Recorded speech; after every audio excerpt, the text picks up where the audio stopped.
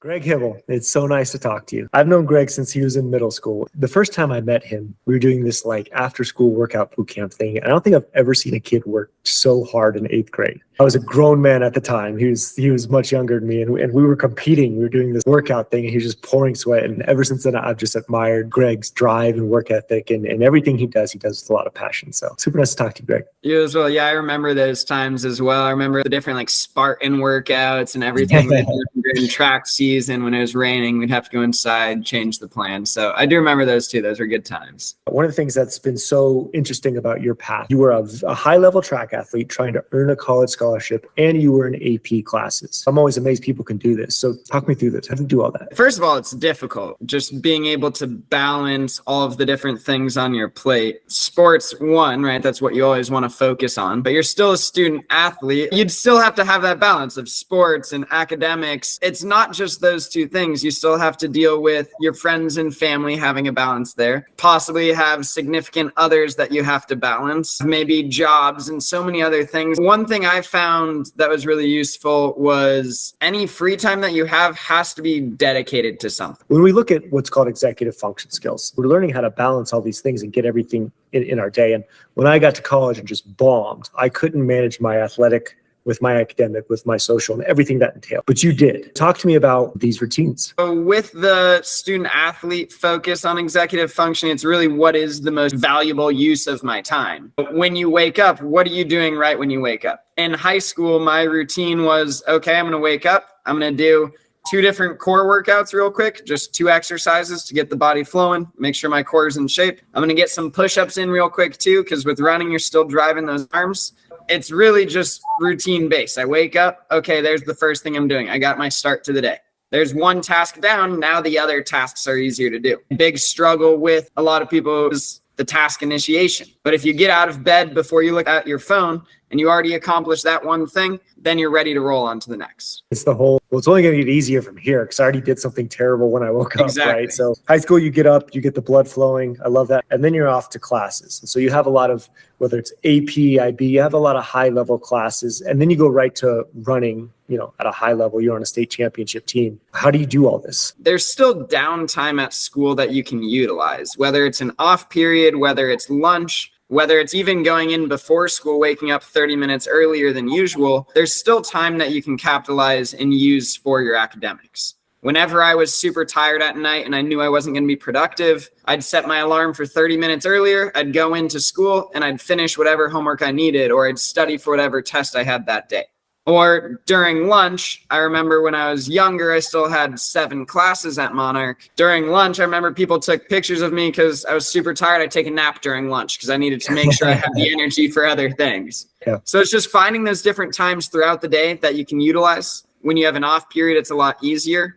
I know some people like to go home during their off period, and that's awesome if you have the time. If you have stuff to do, sometimes the best option is staying at school where you're going to be accountable instead of going home. Then you're going to be on your bed, your couch. You're not going to be actually as disciplined. But after school, you have your workout, you have your practice, but then you get home and you still have a lot more to do. You still have your homework. You still have to maintain your body. You have to maintain your mental focus. So there's other things you still had to touch on. For my nightly routine in high school was you need that food first, right? You're not going to be productive if you don't have that energy. So you got to get your food, and then you got to start attacking what's next. So then I would do my homework, do again as much as I can handle that day. Maybe I wake up early the next day.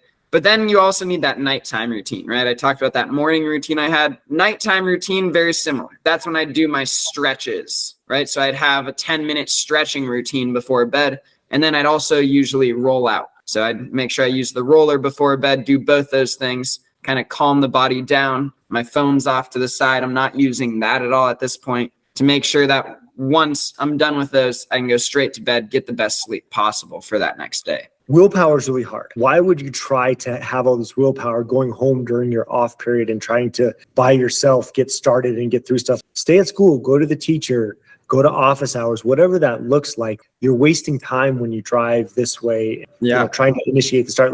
Willpower is a depleting resource. Stay in structure, and then you'll have the freedom when you get home to unplug, which is also very important as a student athlete. In order to have that willpower, it doesn't just come randomly, right? It's not just something that you can have one day and not have the next day. It's a purpose, right? You have to have some sort of a goal, some sort of reason to be doing that. Most people are going to get lazy from time to time, but if you have that goal in the back of your mind, if you have that purpose, that why, then it makes it a lot easier because you're thinking about, okay, I have to do this in order to achieve that goal. It's that stepping stone to actually make you successful. You kind of touched on accountability there. If we had to do all this on our own, it'd be nearly impossible. How did you build accountability into your life? For our team in high school, our cross country team, we always had the same goal. My freshman year, I remember the seniors that year, their goal was win state. Their goal was win state the next year and the next year. And we didn't win state the first 3 years. But we got so tired of that losing, so tired of why can't we reach this goal? We ended up just fully committing ourselves. The whole team got on board to reach that goal. So it made it a lot easier when everyone was on the same page. Because if everyone's not working together, if everyone doesn't have the same purpose, your team's not going to be as successful. So you had to make sure you were doing those things. One of the huge misconceptions that drives me crazy that I'm battling all the time is kids in middle school and high school, especially student athletes, they're very proud and they think everybody does this on their own, which couldn't be less true. That's 100% right. One thing I've told a lot of my students now when they're going through hard times, the strongest people aren't the ones that do it themselves because everybody needs help. The strongest people are the ones who are brave enough to ask for that help. That's a great perspective. I love that, especially coming from a very proud student athlete like yourself. It's hard, right? We have that bravado. And so it's hard to say like, I need extra help in calculus to get in there, to have that structure. One thing with that too is it doesn't always have to be your teachers or your professors. I remember in high school, a lot of our teammates and just people you had in class, they could also help you. Some people, they might not love dealing with teachers, right? I've got students that way now. I know friends back in the day that didn't like to deal with adults as much. So you've got to just figure out, okay, if I don't like that, what are the other resources I have? Who else can I talk to? You're waking up early, you're jumping into push-ups and some kind of movement. Then you're going to classes and you're building instruction, you're staying. That's not for everybody. But I know I talk to like 8th graders and middle schoolers all the time. Like, what's your goal? They're like, I want to play volleyball at Stanford. I want to run track at Princeton. This is kind of the student athlete we're talking to, is like, if that is your ambition, your actions have to match your ambition. There's really no way around it. If your goal is set, then you may as well attack it. You really need to define your goal. What are the steps you're going to take to actually get there? What are the smaller kind of pieces, those little tasks that need to be done in order to get to that next level? So many people just say they want to accomplish things, but they don't know what needs to be done to actually get there. Absolutely. And your actions have to match your ambitions. And then you have to be humble enough to build in that structure. So moving past high school, you are a Division I college athlete, a Division I runner. How did you balance all that? What are some like routines and systems we could pass along that you think other people would benefit from? So college is different because your schedule each day is different. Second semester of my freshman year, I only had classes on Tuesdays and Thursdays. That meant Tuesdays and Thursdays were really, really busy for me. But okay, you look at that schedule, you're like, when are you going to do practice? I had a 4-hour break in order to fit in that practice. And that meant I had to get a workout in. I had to maintain my body, do all of those things in that tight schedule, which made it a lot more challenging. I might not have as much time for food, so that means I'm going to have to plan ahead for it. So it's really knowing your schedule, because on the easier days, I had more time. So those were the days I was focusing on my homework. I had more time to actually focus and maintain my body as well as maintain my mental. It's not necessarily the same routine each day, but figuring out what is your routine going to be each day of the week. You loaded up on Tuesday, Thursday. So if I had that same schedule, I would struggle more on Monday, Wednesday, Friday, because I'd procrastinate like crazy, which got me into a lot of trouble. Without that structure, especially those of us with executive function challenges, we just struggle. I mean, even to this day, I still use the same strategy of just building a to-do list. I've got it in my kitchen. I would have it on my desk in college. Whatever checklists I need for the day. Okay, I need to do this assignment. I need to do this essay. I need to roll. I need to stretch. I need an ice bath. And was I writing that down the day of? Maybe, but it's usually something you try and build throughout the week. Okay, I remember that I need to do this tomorrow. I don't have time today because it's a Tuesday. So I'm going to write on my to-do list, you need to do this tomorrow. The other side of being a student athlete is like we're so intense in both things, but we also have to be intense in recovery. What did that look like for you? How did you let your body and, from my perspective, your brain recover? Because this is the thing I'm seeing with student athletes is during recovery, we're on our phone or whatever. We're not really letting our brain recover. What did that look like for you? I'll go back to high school and then fast forward to college. After those first 3 years of us not winning state in cross country, when we sort of committed ourselves to taking that next step, really having a purpose and making sure that we fulfilled our goal, the things that we started to do were what I call is the small things.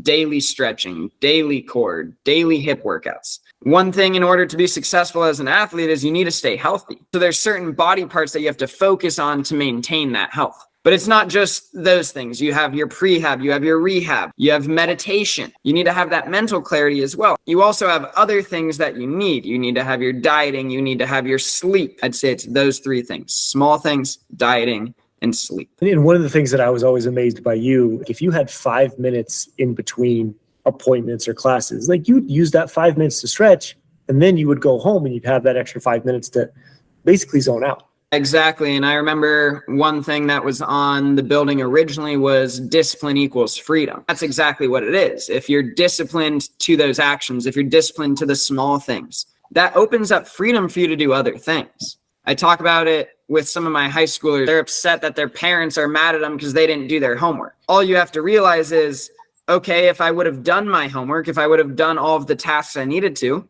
my parents can't be upset. Now I have the freedom to go do the things I want. Utilizing this dead time is exhausting at first. I've noticed after you do it for a little bit, you kind of just ease into it. It's just building up a habit, right? If you have the habit of taking advantage of that time, then you're going to, because that's just what your body knows. You have to be willing to commit to create the habit. You've had a really unique path in the sense that once you finished your Division I athletic career, you actually went back into education, which I feel like is very rare. I don't know a lot of student athletes that do that. Now you're teaching high-level math in high school. If you had a minute with someone who was an aspiring student athlete, what's like the one core message you would try to get across to them? There's this quote that I really like from Les Brown, where he says, "It's better to be prepared for an opportunity and not have one." No matter what in life, right? No matter what opportunities are coming, you want to make sure that you have the ability to fulfill those opportunities. You have an opportunity right now. You're in high school. You're going to enjoy your time here, but you're also going to push yourself. You're going to be dedicated. You're going to be motivated. So let's use that to prepare yourself for that next opportunity. It's kind of our job as adults. We see a kid who they have a goal, they want the goal, and now it's our job to help them build out their day. When I was a freshman in high school, even if I was the most committed person, I still wouldn't have known how to build out my day. So I think that's kind of our job as adults now, to help them be like, okay, here's what needs to happen to give you even a shot at this big goal.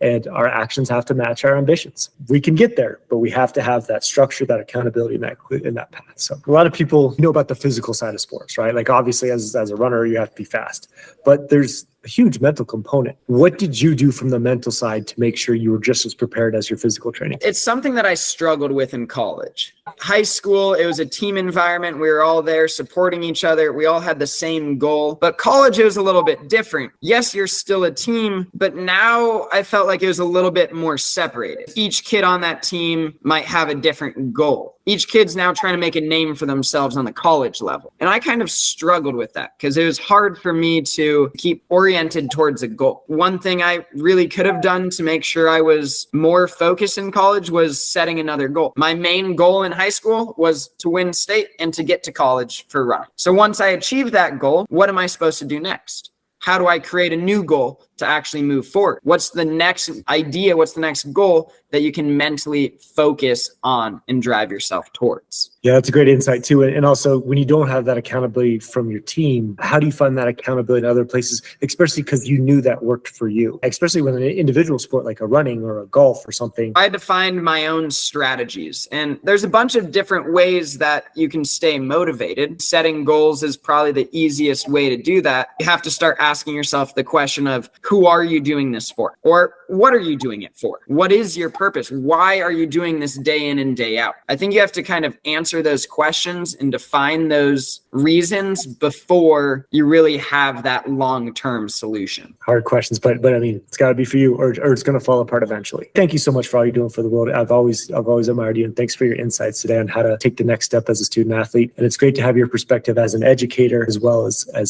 that athletic background. So thank you so much. Of course.